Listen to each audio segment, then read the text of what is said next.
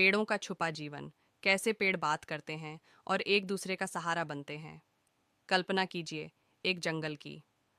ऊंचे, शांत पेड़ एक कतार में खड़े हैं, स्थिर और गंभीर। वे स्वतंत्र, असंबंधित और पूरी तरह से मौन प्रतीत होते हैं। लेकिन अगर मैं आपसे कहूं कि मिट्टी के नीचे एक अदृश्य नेटवर्क है, एक गुप्त संचार प्रणाली जो हर पेड़ को जोड़ती है। आज हम एक दिलचस्प कहानी में डुबकी लगाने जा रहे हैं कि कैसे पेड़ बात करते हैं, एक दूसरे का सहारा बनते हैं और यहाँ तक कि एक दूसरे की रक्षा भी करते हैं।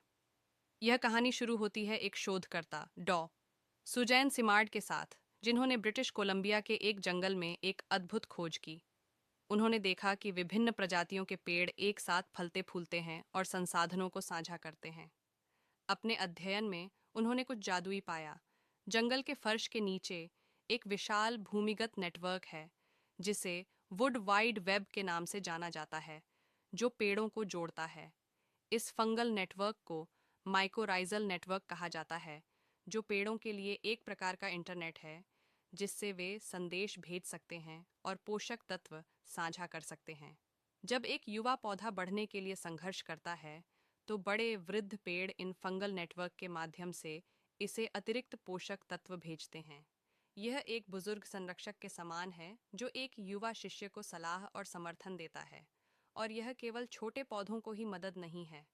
जब कोई पेड़ बीमार या क्षतिग्रस्त होता है, तो आसपास के पेड़ इसे जीवित रखने के लिए आवश्यक खनिज और पानी भेजते हैं।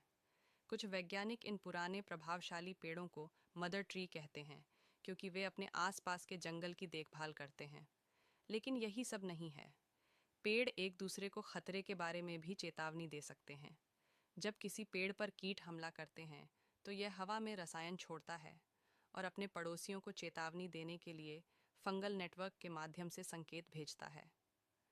आसपास के पेड़ इन संकट संकेतों को सुनते हैं और अपने पत्तों को कीड़ों के लिए कम स्वादिष्ट बनाने के लिए रसायनों का उत्पादन शुरू कर देते हैं। यह मानो वे एक युद्ध के लिए खुद को तैयार कर रहे हों, क्योंकि एक पेड़ ने खतरे की घंटी बजाई। एक नाटकीय उदाहरण अफ्रीकी एकेशिया पेड़ से आता है। जब जिराफ एकेशिया के पत्तों को खाना शुरू करते हैं, तो पेड़ एक रासायनिक चेतावनी छोड़ता है जो हवा के साथ फैलती है। अन्य एकेशिया पेड़ उस चेतावनी को महसूस करते हैं और अपने पत्तों को खाने योग्य नहीं बनाने के लिए विषाक्त पदार्थों का उत्पादन शुरू करते हैं। बदले में जिराफ जानते हैं कि हवा की दिशा बदलकर उन पेड़ों से दूर चले जाएं।